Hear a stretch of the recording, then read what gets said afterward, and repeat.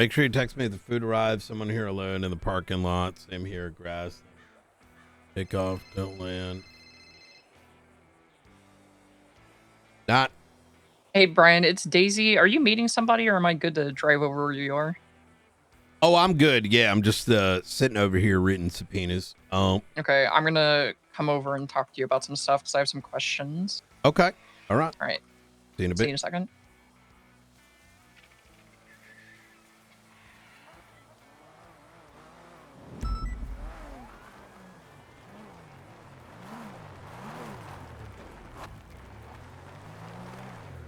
Look, it was only Espino's. That's why I didn't go. It was a 13 Bravo anyway. I don't know why. Oh, gotcha. See, that's what I mean. You know what I mean? Yeah. Yep. I had some questions about, like, what is it? DTF is the investigation unit you're doing? Correct. Yep. Okay, what are the kind of standards that you want? Because if people are interested in it for shift 3, I want to direct them in the right way. Because I know one reason Remy transferred is because there wasn't a detective unit for BCSO. That is right. And she kind of has been shafted from her in CID and LSPD, I guess. I'm gonna speak rather plainly. We have a lot of individuals that want. There's a lot of LARPers. I like using that word a lot. Yeah. And it creates kind of investigations have so many damn politics because over the last like 6 months, it's been bad. Yeah. Gatekeeping, lack of experience, lack of communication, and then just a lot of LARPing, right? And Right. so when I kicked off DTF, it was mostly a side effect of learning that the marshals and those that had been previously put in the role of, you know, the detective shit, just were not capable for whatever number of reasons to not only communicate to high command what was going on so that they could make executive decisions, right? If necessary, while simultaneously they weren't communicating with each other. So like we were getting dragged into shit, like, you know, just on patrol, not knowing what's going on.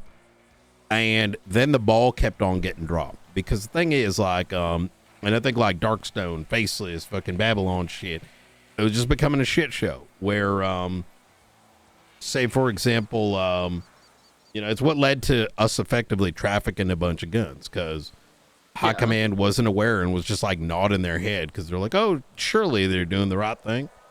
Or the meth that was cooked by Doc, right? Like, I wouldn't even put these particular failures on the detectives, but rather on high command for failing to provide the guidance necessary, right? Right. With Faceless related shit, it was effectively Doc and well, not so much, well, Doc writing up a bunch of shit apparently and not actually putting it in the MDT. Marshall's still doing the same thing, mind you, which really should not be happening for a number of reasons. And when we would go and deal with those, you know, situations, there was no follow through, right? Like people like to show up on scene and be like, oh, I'm the expert on this, but there'd be no follow up. Key example being Mr. Brandon Valentino, who has been very clearly involved with Faceless related stuff, telling me, because I just started to put a little bit of pressure on him, began to tell me that he has not been interrogated for 7 months. And when someone who's a criminal is telling you that, that's not a good thing. You know what I mean? No. So hence came DTF, and I said, I'm going to be the damn adult. And the expectation is, you know, we've got the case board. There's executive summaries. High command is responsible for knowing what's happening, which I don't, you know, which is kind of the case to a degree on our end. I brought in Ruby for the LSPD side. And, you know, it's a listing of who's working on what. The idea being Okay. as follows. I don't think we need like full-blown detectives anytime soon, primarily because it just is, someone wants to work a case, let them work a case, right? But it should be a resource for comms and whatnot. Remy is someone I actually pulled into LSPD. I was working her for a minute. Unfortunately, if she's been put on the sideline, I wouldn't be surprised because it's just, once again, it goes back to High Command. You know what happens? High Command will pick the people that they think are good, like be it Slacks, be it Pred, be it Turner, whatever, right? Be like, oh, these guys wrote a subpoena once. They must be good, right? And it's not to say they aren't, but then they're not given any guidance. And then we ask ourselves, why are they failing? Yeah, it's like they'll be really good at writing a subpoena or something, but they don't know all the intricacies of everything else. Exactly that. Or how to continue a case forward, right? Like how to apply pressure. And this is not to say that it's to lead to like a W in court or whatever, but you know, an investigation should have some form of formal momentum, right? Because when Viv was still the undersheriff, I was riding with her and I asked her just what was the deal when it came to BCSO detectives. And she said that SOPs were being worked on. And I just straight up told her, you don't necessarily need to have SOPs. You need just deputies that want to look into stuff and then teach those that want to do it. And she said, well, they need SOPs because common sense isn't common, so it has to be written out for them. Yeah. And my response to that was, well, if they fuck up, then punish them for fucking up. Like, that's 100% simple. I pretty much, and then nothing happened. Yeah, it's just it's a sort. I mean, that's why I'm running for director, to be honest, because I'm sick of this shit. For me, I don't, you know, I don't chase pings. It's boring to me. That's easy. Right. I like chasing shit down. Don't really give a fuck what the results are in court as long as we learn something. But I just want to provide an environment where people can investigate, and you know, myself and whomever can help ensure they can get that aspect of policing, because right now that aspect doesn't exist. Right. It doesn't, and it's hyper politicized too, which is why I need to dig my hand in it, because even some of our good ones that I keep trying to, like, let me give you an example, right?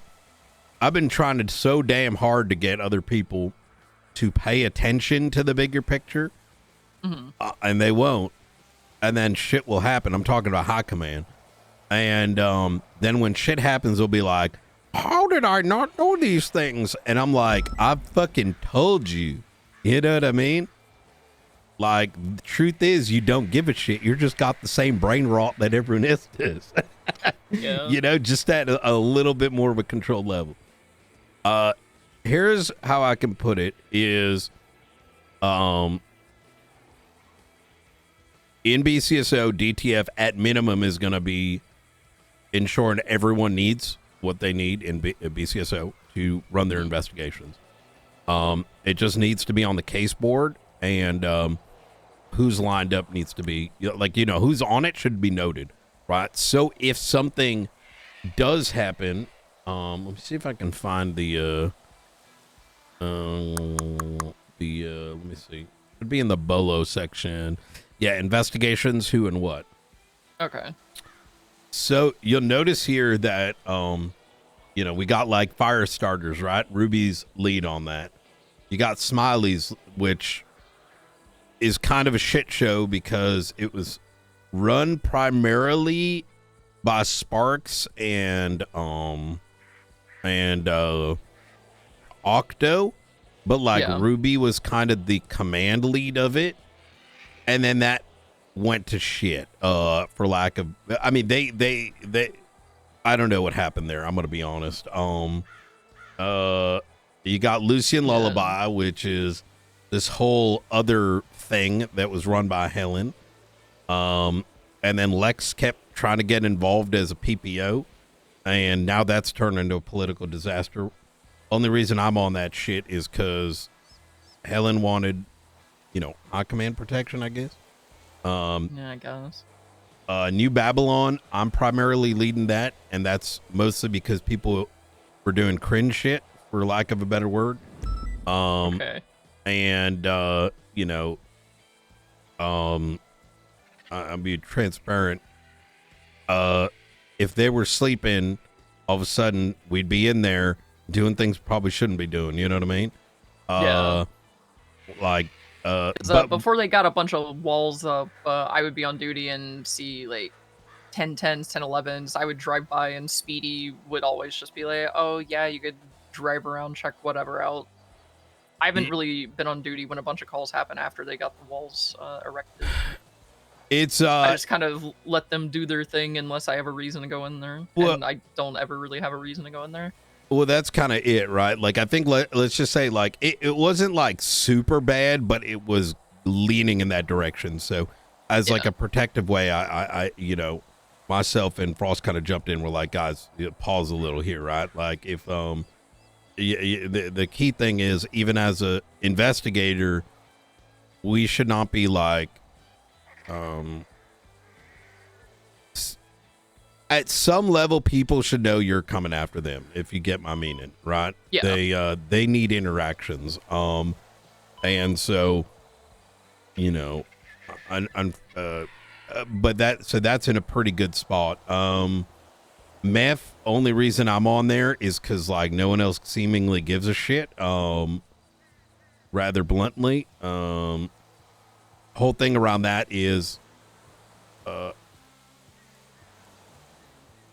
who did I do know there this were with? warrants for, I think, Raymond Romanov and another member of Habibi's cooking meth, and Helen tried to extend the warrants, but she waited until after they expired, so the judges denied it. God damn it. There's a lot to peel at the meth stuff. We've gotten two busts. We've two really big busts, both related to besties. The second one got screwed because Quangle involved himself and then sent up the guy that had the 56 bags on him. Oh. And so that stopped a raid and a bunch of other things. But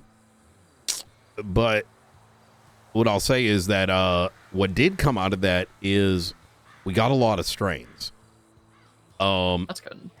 And so when it comes to like a strain heat mat, there's a lot to pull at there, right? Like, in other words, like, we find one of these guys with just 2 or 3 pillows, we can probably assert that they're high likelihood the owner of that strain, right? True. But I think there's other things that can be pulled from this if there was enough resources, which would be, are they buying from others? Because that is something I suspect, just with the sheer amount of strain count. Yeah. Though I think it might be a fool's errand because Patrol is incompetent when it comes to processing. So things like adding strains or ensuring everything that is illicit is properly documented is not a guarantee. You know what I mean? Yeah. So Because I was on duty, when was this? Like 4 days ago, with Mackenzie and Brandy Cass. yeah. And over radio, McNulty was just screaming about how someone had meth over, I think it was close to the boathouse, just here in Sandy. And me, Mackenzie, and Brandy, we were 3 stacking. We went to help, and they went off chasing somebody. Mackenzie got their statement from a witness that was there, and there's no one else's statement in the report. There were another like 5-6 units, I would say, that all like zoomed up here and started chasing because McNulty was screaming that they had meth, and nothing is in this report. Yeah, it's The only stuff that's here is that Mr. Ratchet was one of the suspects identified by the witness, and Mackenzie put the statement in that we showed up, and then she put down the Tony Anchovy statement about the entire thing. yeah, the issue becomes like there just isn't and unfortunately, we're sort of exacerbating the problem. I think in LSPD. I'm gonna just be straight with you. Mhm. There is no standard over there. People are rewarded for doing bad police work. Yeah. And you know, what that does is when you couple that with a lack of passion for policing, right? Solving crime, even at a patrol level, it becomes that is the reality I've painted in my mind. And I've asked myself, okay, well, knowing that these are immovable pieces, right? I like to call it the chessboard, right? You're in a losing position because all your pawns and knights and shit are completely useless. So how do you navigate that? And I think that's gonna be the biggest challenge for detectives. It starts with BCSO because we can control our own standards and work together. That can be guaranteed. There are elements in LSPD that I think we can lean on, such as Ruby and company. But even in those cases, like Ruby fails to sometimes communicate, right? People want to be told what is going on rather than seeking information, right? Hey, what do you know about this? Hey, I want to work on this. It's like a massive missing gap of like just social skills for whatever reason in the PD today. So when it comes to leading DTF, it's, hey, these are the command people that must communicate with each other. Are they good at that? Do they have good intuition? If you want in, I definitely would love to take it. You got a good background in that space. And especially in Shift 3, pulling people in, I think is good. Because we need to bring more to San Andreas and policing. We really do. Otherwise, we're going to start losing detectives. And outside of SBS investigations, there won't be much, you know? Because I'm not extremely interested in diving headfirst into detective stuff again, but I know there are other people that would be interested. And I just want to make sure that they have the support and the teaching and everything to be able to do it.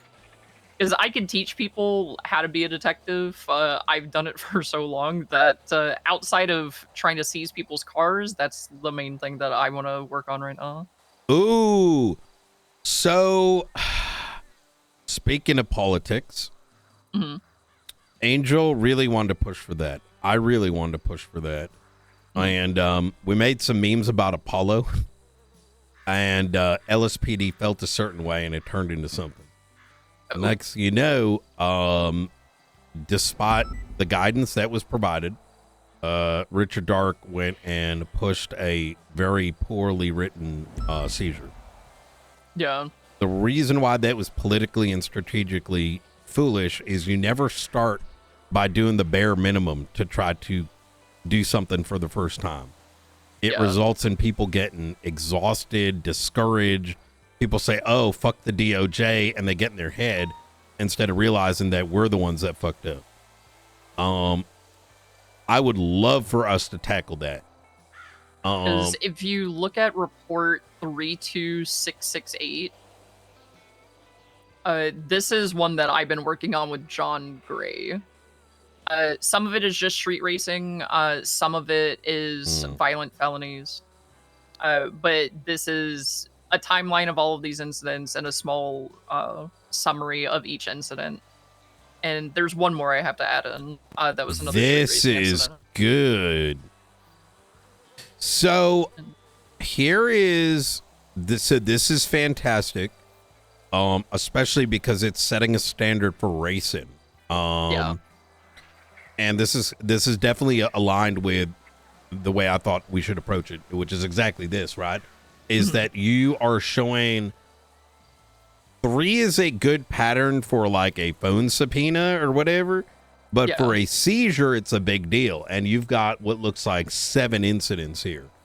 And for me, I think different incidents should have different weights when it comes into like judges weighing on them. Exactly that. Thank you. So Good. if somebody like leads us into an ambush. In my personal opinion, that should be weighted severely higher than a street race, for Precisely example. that, right? Yeah.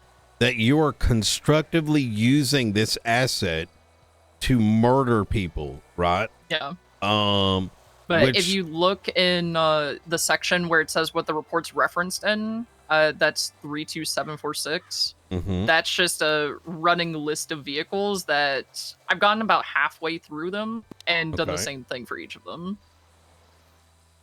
Okay, this is very well put together. Now, in all 7 of these incidents, pled guilty, not guilty, that's fine, not guilty, but each one of these, he's constructively in possession of it. I think you should go for this. Yeah, I'm reaching out to a lawyer to prosecute it for me, because I hate court.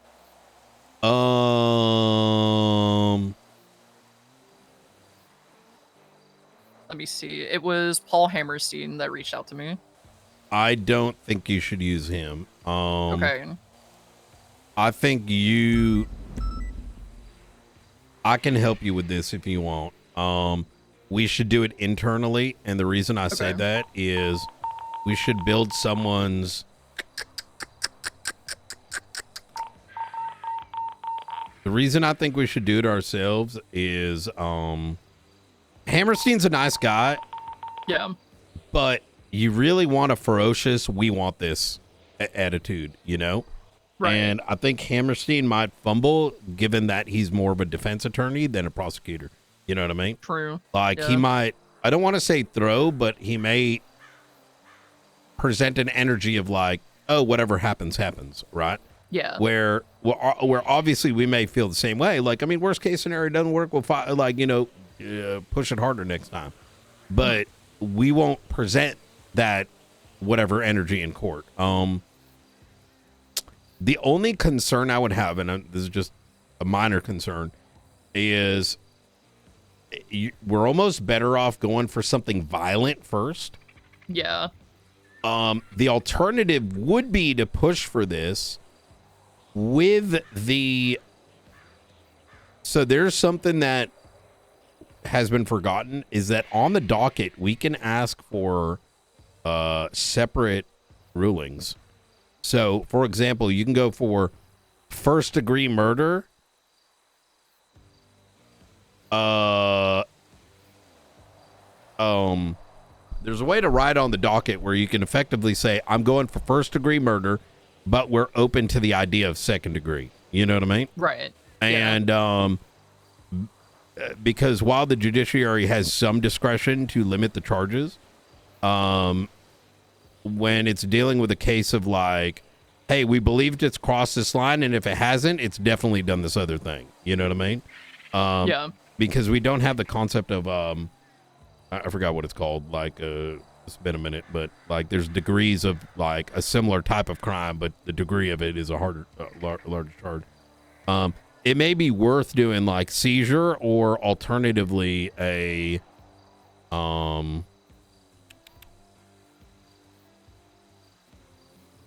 I don't think you got to go to court for this. Wait, you don't have to go to court for this unless he fights it.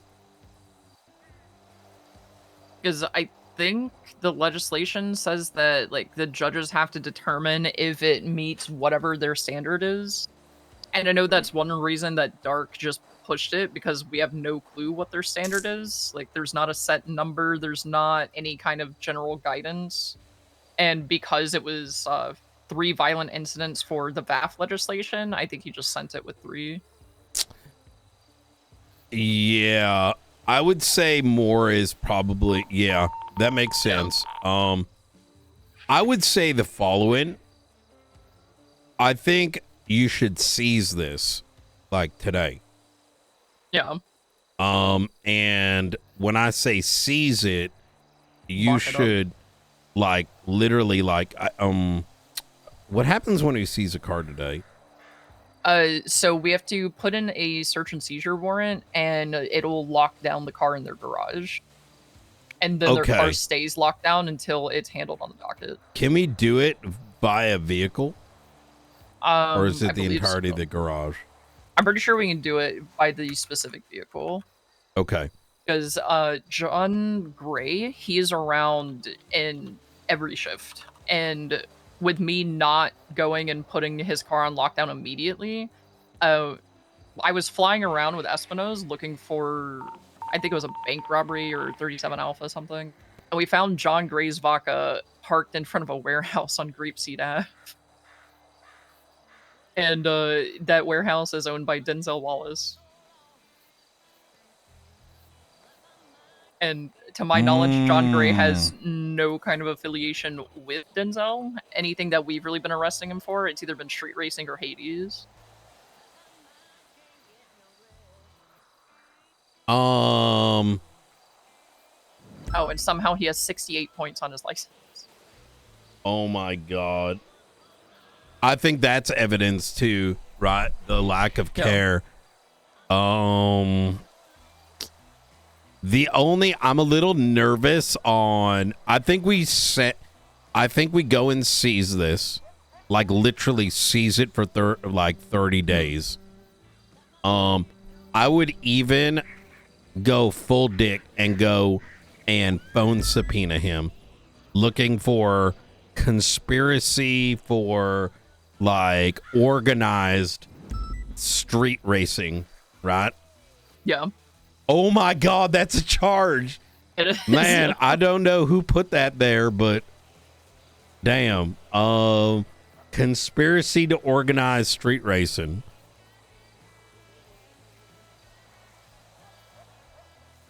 And then you file a asset seizure. Now he can fight that asset seizure if he so desires, at which point we can attack. Or he might, because the way that you want to grab this is you don't effectively want him to. I don't think this is something that we need to open up the idea of like, hey, let's have a fucking 6-man counter over a fucking car. Fuck that shit. Yeah. That's not like we're not extending anything by doing that, if I'm gonna be real. They've already done the crimes, right? So I think we try to seize this, and look, if there's any pushback, it's gonna fall on me, right? I'll deal with the high command related stuff, but I think this is how I'd like to. I would advise to, or if you want, I can just say do it this way. Like if you need that extra, like Brian did this type of shit, is that we take the car. We seize it, and that's to put it in our possession. And then we file a seizure with all the evidence. I'm going to go as far as saying that we should even assert that he is so not giving a fuck that he doesn't even put fake plates on it. Yeah, because that's one reason that we keep on targeting his car. It was orange. And Rhodes had mentioned before, he's like, oh, this poor guy, he gets target all the time. And then he just never uses fake plates. So it's like, yeah, he's the one that's right in front of us and he's not using plates, so we'll keep going after him. And then he changed the color, I guess, to not be immediately targeted as the orange Vaca, but he still doesn't use fake plates. Yeah, yep. If they don't give a fuck, well, that's on them at that point, I think. Yeah. Yeah, I think this is very good. I mean, yeah, and after this case, maybe people start using fake plates, but if I'm gonna be honest, I'd rather that, you know. Otherwise, it's just watching lazy shit. Okay, all right, But, fuck yeah. For people that would be interested in doing stuff, for detective type things and investigations in Shift 3, do there need to be specific SOPs written out for them to do, like, it's already there. Or there is. So that's something I have to directly certify right now. Okay. So if you go to reports and you go to the SOP section, you will see the detective task force. So this is the first one we wrote up in this list of SOPs. And some of this needs to be like kind of, this is my old MCU stuff. Me and Nakota just kind of mushed it in just as a baseline, because truthfully, I don't want to be overtly. This is here more as a guidance to make sure we don't do anything foolish. When Maeve and Bean are back, we want to iterate on this a little bit more. Feel free to put your own advice into this, right? Because you might see things I don't, or things might be missed. Generally speaking, all specific police equipment.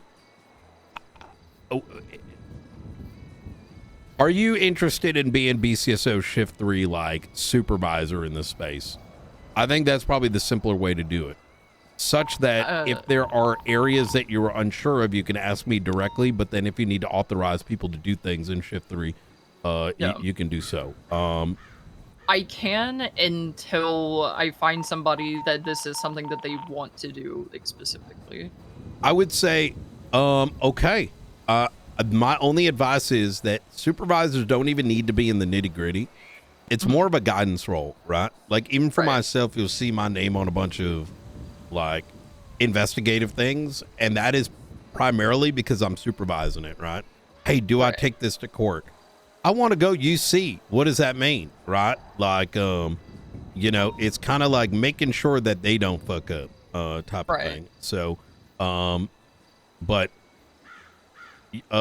yes, we do have UC and UM.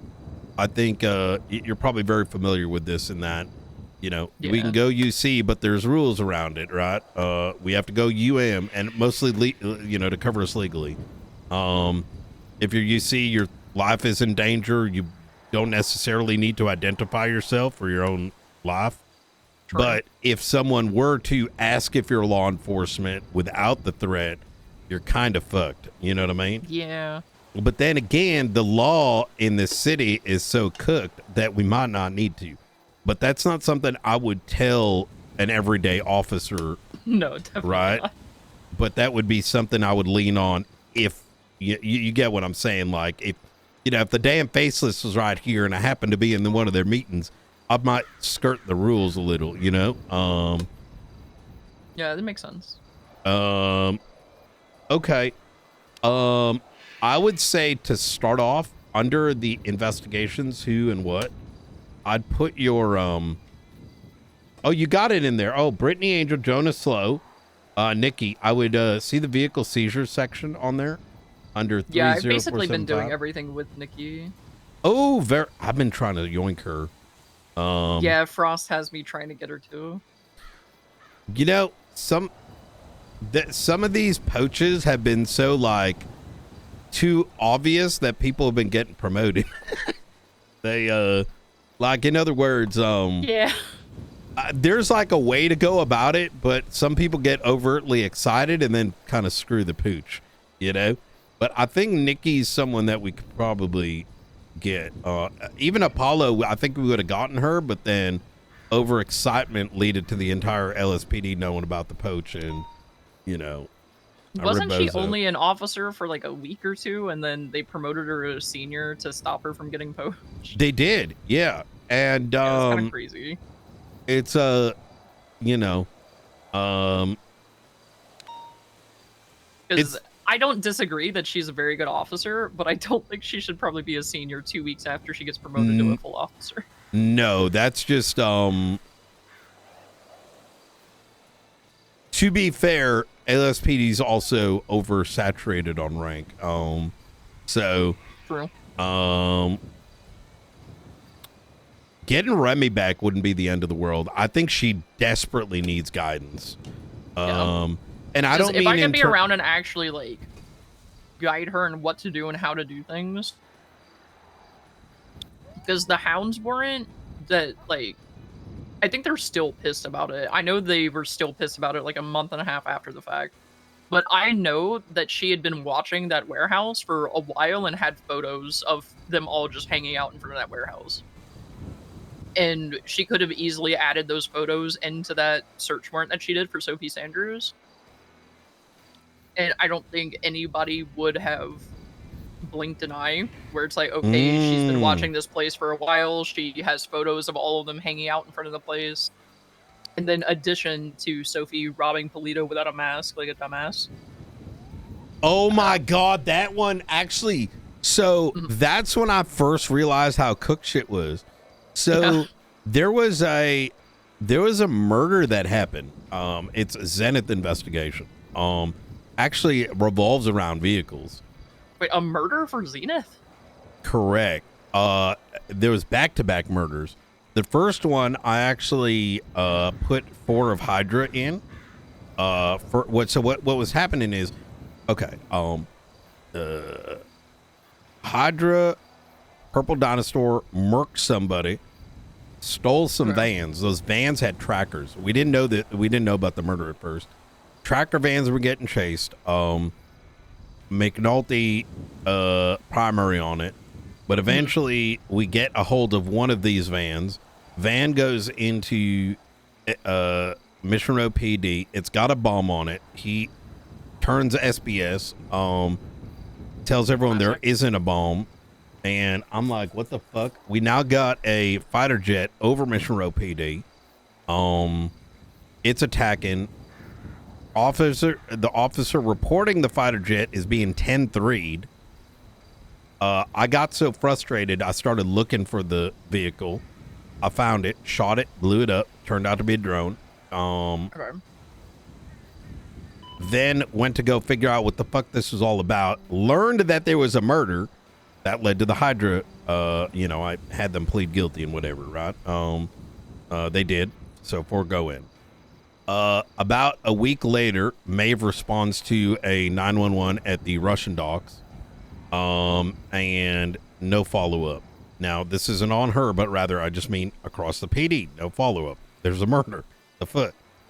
I go into VR, I note some of the vehicles, I pin it to, what's it called? Fucking the same people that Remy was after. What the hell their name? Damn, The Hounds. The Hounds. I find Sanders's place, find out she's a clean person, get documentation of them doing potential gun sales with 3 paws. And unfortunately, out of the blue, we had this raid. Now, I was like, okay, fantastic. We find the murder weapon. Well, unfortunately, because if I'm just going to shoot straight, Opal was allowed to do whatever she wanted under Turner and had an affair with someone in that crew. The whole thing turned into a shit show because not only did they not get murder, but the case went on for 6 weeks. Remy kept getting targeted and harassed. PD just watched. 2 judges were blown up. It turned into witness tampering where people should have went in with the 9s. But I got shot because of that thing. You got shot too? Yes. So the Hounds boosted a car from Mirror Park, and they were being lazy. They left their pickup cars in Mirror Park right next to the boost. So we lost the car that we were actually chasing. I went back to Mirror Park and just waited at their car. I came back to Sean McQuillan, and he shows up in his little mouse mask. And I made some comment about how, you can put a little bit more effort in. You're kind of lazy leaving your car here and then just coming straight back to it. And then he started going off about how the PD was lazy because of Remy's warrant. And he was like, yeah, read it. You can't tell me that that's a legitimate warrant. And I told him that probable cause wasn't determined by a word count. And then he shot me in the face. That whole thing almost made me quit. I'm going to be honest. Not because it didn't even involve me, but it was like watching one of our own get targeted and PD being like, anyways, bank truck. Well, Remy told me that people in the PD were basically like shit talking her and the warrant to suspects. They were. It was V Gray. And when I heard this, I pulled him outside and I screamed at him,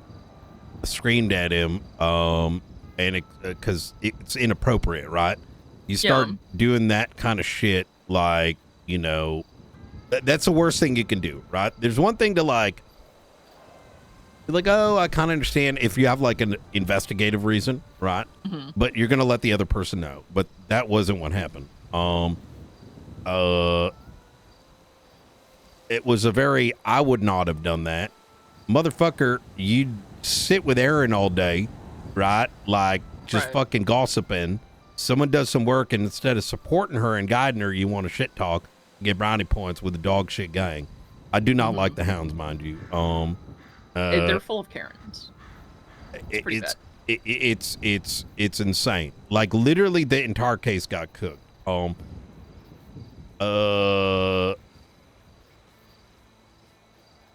This is I don't know why I'm bringing up all this. Like I said, fucking politics and whatnot. There just needs to be, like, these are the kind of things that need to be discussed and be like, okay, what are we going to do to put a stop to this? And if we don't bring that pressure in, it is on us, the police department, for crimes becoming what they are, right? Where people casually go and do witness tampering. People casually go and leak information. People go and casually, commit terrorism, and it's not a big deal no more, right? Yeah. We are the opposing force, right? And did you get given the very old Zenith reports or no? I'm sorry? So when I was still in the marshal's office, Tig came to me and asked if I could help him with some Zenith stuff. And I directed the marshals that would, so I directed the baby marshals to help him. It was like writing subpoenas and things like that. No, I don't know anything about that. Yeah, so Tig never did anything, and the baby marshals fucked off and wound up getting fired. But my thing was, I will assist you. I'm not going to do your job for you. So if you want to look into this lady, then you better be the one doing it. So if you look at report 9905. I'm going to give you a report as well. This is kind of how I organize things. It is... oh, wait. Bookmarks. 27247.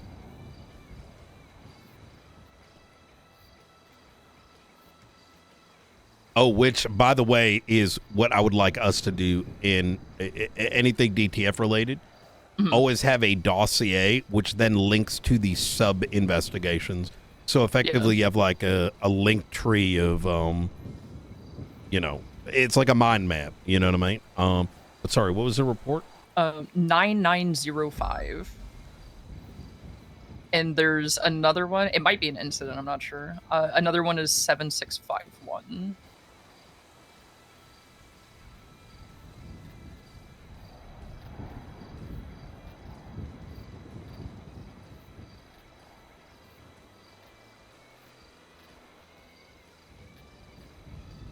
Oh, shit. Yeah, so this stuff has been there for a while, and I bookmarked it when Tig asked if I could help or if the marshal's office could help. But like I said, I was down for helping people. I was not down for doing their job for them, and it was Tig wanted the marshal's office to do his job for him. You know what's so frustrating? What? I probably have more loathing with the current marshals than anyone. I might be exaggerating a little bit, but I've actually actively have reasons, not just I'm mad for being mad. Baseless related, whatever, just shit kept getting dropped. But there is too much expecting in. Look, Gunner is a dog shit. He doesn't know what he's doing, just straight up. Yeah. But they've got some very decent people in the marshals. McAllister, Bobby, of whom I've met. Problem is they don't have guidance. They also don't know how this city works, right? What the culture is like. Yeah. And when they don't have those tools and guidance, what the fuck are they going to do? And I don't understand why there's an expectation that 5 people are going to fucking solve these massive mysteries. It's not realistic. No. It requires the full breadth of the department. Now, that's not to say that the marshals can't be a guiding force, which is kind of what I'd like to do if I end up director. But it's hearing that is just very unfortunate, especially when, at minimum, Tag could have reached out to me. You know what I mean? But Yeah, but this stuff is like very old. 6, 7. Yeah, but this was happening around the time that. Oh, interesting. Okay. Oh, it's so old that. Oh, this is 24. Yeah, this is. Wait, no wonder. What the fuck? Wait, so Petey's been throwing shit at the Marshals since 2024? Yes. Why are people so dumb? I don't understand. It's a good question. I think I'm going to start making people work at McDonald's for a month before applying going forward. Because, like, this is, like, just so fucking, like, it don't, like, why in a, why? Okay, I'm losing my mind. This is crazy. Yeah. Like, because I remember this like Baytree Sonora Road warehouse one. I remember before the photos were corrupted. It was. Do you remember where the old HVTU warehouse was? Like years and years ago. I'm like vaguely. I remember there being one across from Redwood's Lights Track. Oh yeah. Yeah, that's where that warehouse was. That was in these photos, but the photos have been corrupted, and Tig probably does not have them anymore.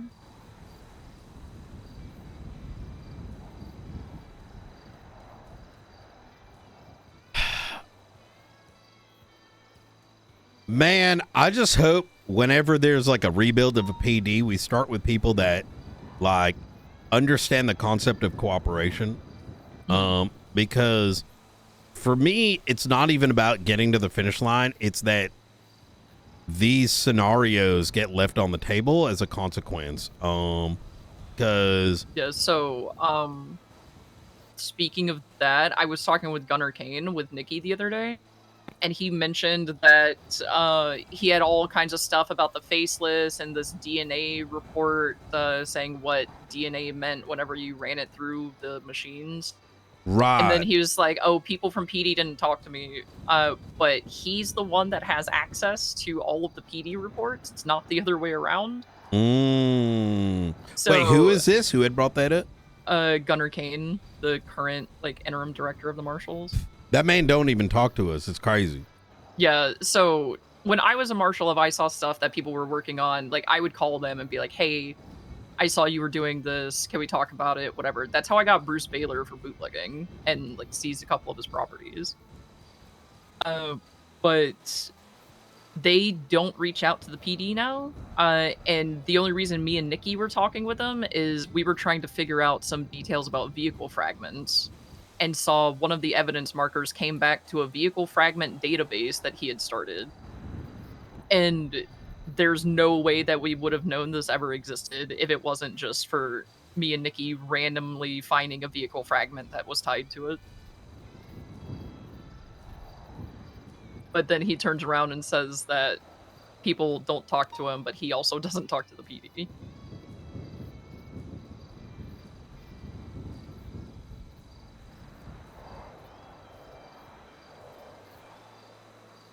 So I don't know what to think about the current state of the Marshals. It's not very great. I think it's law enforcement in general. It's people have, look, I don't mind speaking plainly. It's the same reason that shootouts happen all the time, right?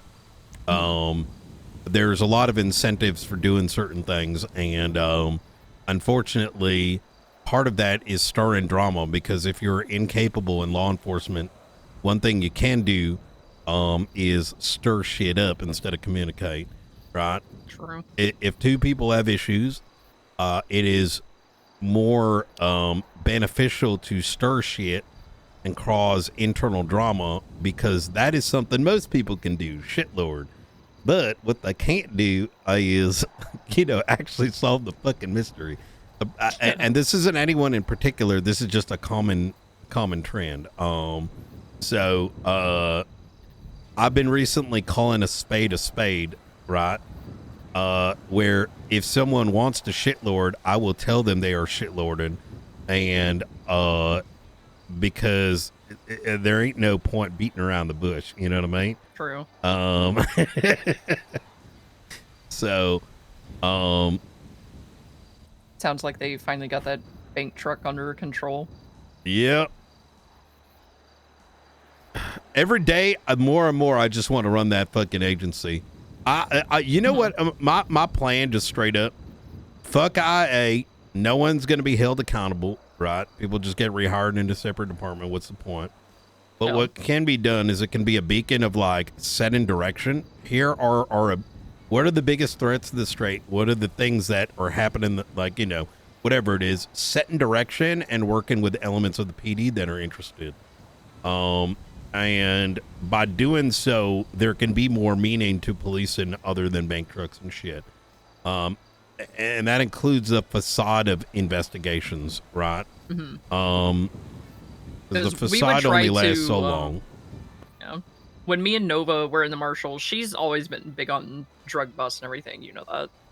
But we would try to basically do the whole thing in catching people going into houses, but we needed help from actual like PD units to go in and everything. And if we were lucky, we would get 3 people to help on most occasions.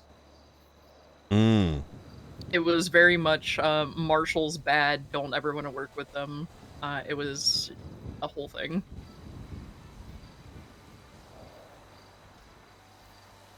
And I don't know any of the current Marshals, I'll be honest. I've talked to Gunner and Peters a little bit, but I don't know any of them really personally since Dark and Barrett left. But they definitely don't leave good impressions when it comes to showing up to the PD and trying to work with them. They just kind of seem off on their own all the time. Yeah, there is a little bit of a unfortunate, let's call it, some of them are capable, but there is a bit of a this is my case energy, and that can't happen, right? Man, because I know you said they are like currently doing stuff off the MDT. I think when I was there, that we may only stop ever did soon. one thing. I forgot. Yeah, that I'm going to be bringing that up to the forces that be. I don't think that should be happening. We have an MDT for the reason is for just to speak once again plainly. I mean, high command combo, right? Like, look, yes, there is an entity that can crack into our shit, but that doesn't mean you do shit like that because it's weird. You know, if something happens, it happens. It's not the end of the world. It's part of the damn storyline. Like, it's fine. You know what I mean? Like, because I think when I was a marshal, we only ever did one subpoena off the MDT because it was against somebody in the PD. And if we were writing it, then they could just instantly look at it and try to hide and cover up a bunch of shit. But then it was instantly put in the MDT once a judge had reviewed it and signed it. Very poignant times, I think, makes sense. There's other ways around it, and it might have been that not all the toolings were there, but there's like, so let's say in future something like that needed to be done, right? We could always create like a let's just call it IA, right? And high command gives and removes tags on a per instance basis, right? The key being that, like, I mean, this faceless shit, everything's off to MDT, guy gets fired, and then it's like, well, there ain't no info and then you left. just don't have anything. Correct. Oh,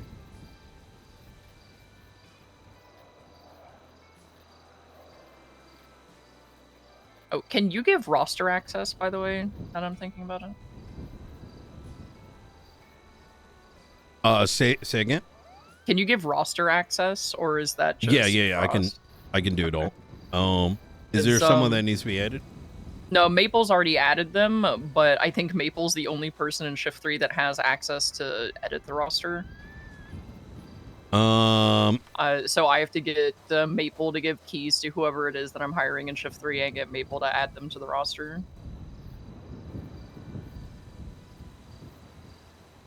Oh, I gotcha. Oh, actually, maybe I don't have access to that.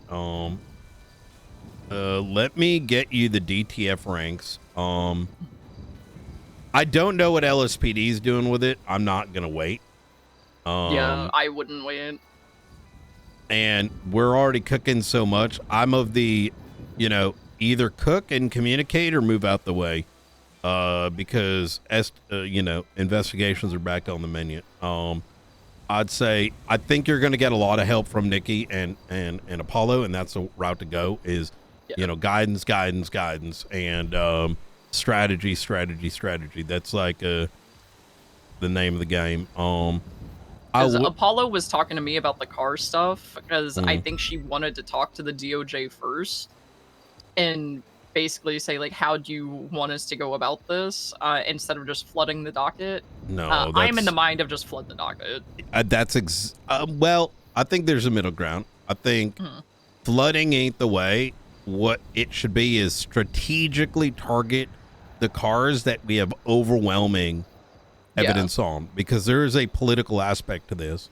And one of those political aspects is by setting a high target, you get a win. People get excited. They get more focused on giving more data on cars that you may not have data on. As opposed to, once again, the polar opposite, which is everyone gets distressed. Then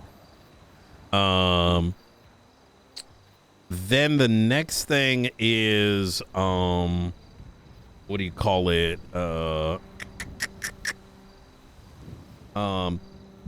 DOJ cannot actually tell us the answer. Yeah. Because it, like you're saying earlier, it's about all the circumstances, right? Like a mass murder versus a street race, two different levels of threat. Yeah. And so we kind of have to figure, it all comes down to articulation, right? Why is the state repossessing the vehicle, right? And because some of these that I have in my list, actually I haven't put them in the list. They all came from an incident with Hydra, and I believe they got attempted mass murder of government employee from that. Where they were doing a money run, apparently, according to Arnie, and two penumbras were on a mesa, and then it turned into this massive shootout, and I showed up at, like, the very end of it. But the other ones, it's kind of hit and miss if they're attempted mass murder. I think some of these are, like Royce Bridges' Furor and Vance Vixen's Euros. I believe those both have one attempted mass murder on them. But I might add in if it was an attempted mass murder or not in my summary of all these incidents. Just so I don't have to go through all the incidents like multiple times. That makes sense. One thing I would recommend, and this is to help in future cases, first is after you possess the vehicle, I would actually bring him in for interrogation. Now there's two routes you can go. One is the aim of getting the vehicle. The second is giving him seizing a possession of the value of the vehicle, right? And I'm talking plea deal, right?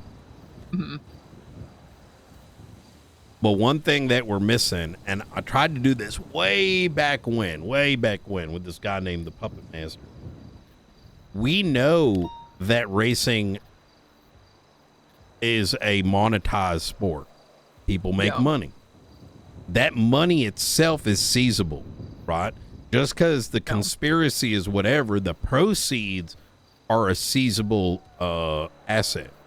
However, the problem is that we don't have like a comprehensive understanding of it. Like someone might. I wouldn't trust the someone might, because we got a lot of cops that know a little bit too much, right? That show up part-time, if you catch my drift. So, however, you could leverage him and a seizure threat, because the threat's gonna sound like awful, right? Where maybe you can get, where I'm trying to get ahead here is like as a separate activity, getting like a comprehensive understanding of like how much money people are making, what is the payments in, how much are they looking at for first place, second place, maybe number of cars, whatever it might be. That can substantiate any future seizures revolving around street racing, because now all of a sudden that asset is no longer just a car that happened to be used. It is now an even more vital tool to the crime. You kind of see where I'm going with this? Yeah. So another thing was this happened back in June. I responded to a boost where Jack Ramsey was driving this boost car, and instantly when me and another unit showed up, he was just screaming like, "Can you guys fuck off? I need to make money." So don't know how much money they're making boosting, but they're making something boosting. I And then he guarantee called there'll Coal be Cascade snitches. to try to pit me off of him, and then I sent Coal Cascade into a tree and disabled his car. Oh, that is very interesting. I bet people would snitch. You know what I mean? I mean, under the it would need more than just John, right? Yeah. It would take a number of them to, like, unrelated parties to come to something, but that's something worth doing on the side.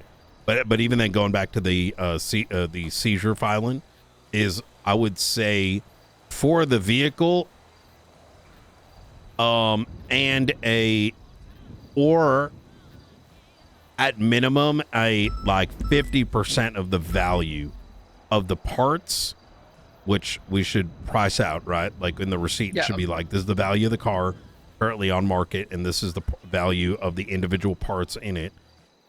Like 50% of this value, which is, let's say, 1.5 million, say $750,000, right? Seizure and or 750. Holy fuck, that's actually a really good way to do it.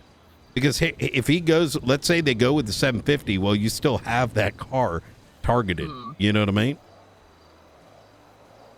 Yeah. When I seized a bunch of stuff from Bruce Baylor, he really wanted to keep the warehouse that he owned at the time.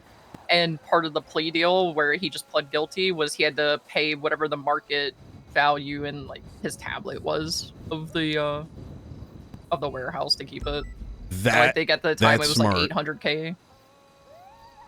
Which, I mean, to Bruce Baylor and all the shit that he's done, 800K is nothing. But that still was a big chunk of cash that he had to fork up to keep his property.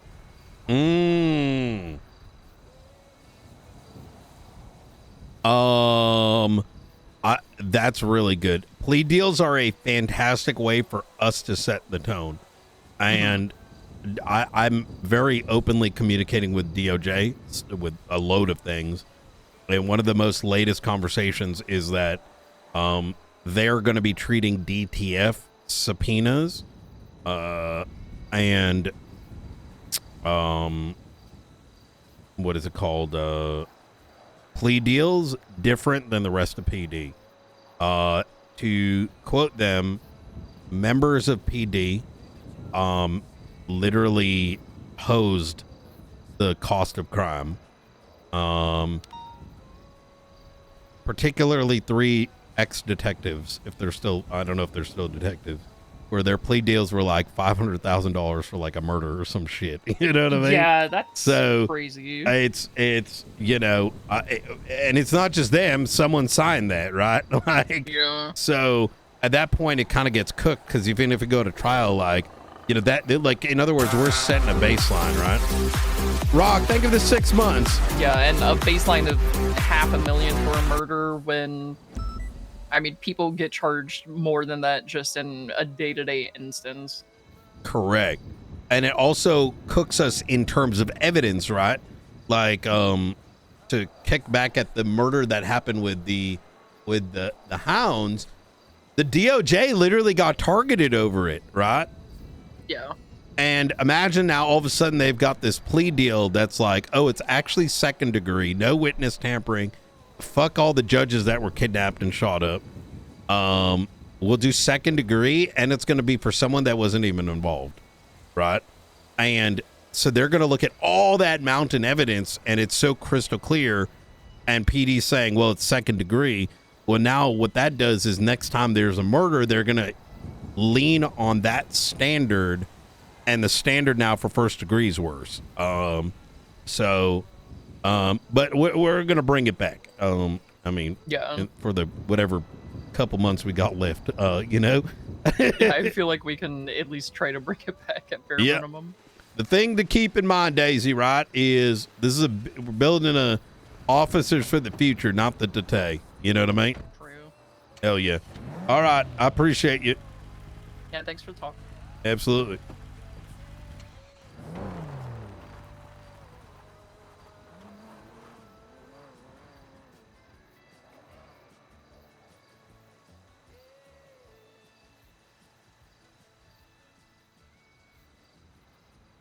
Yeah, we started early.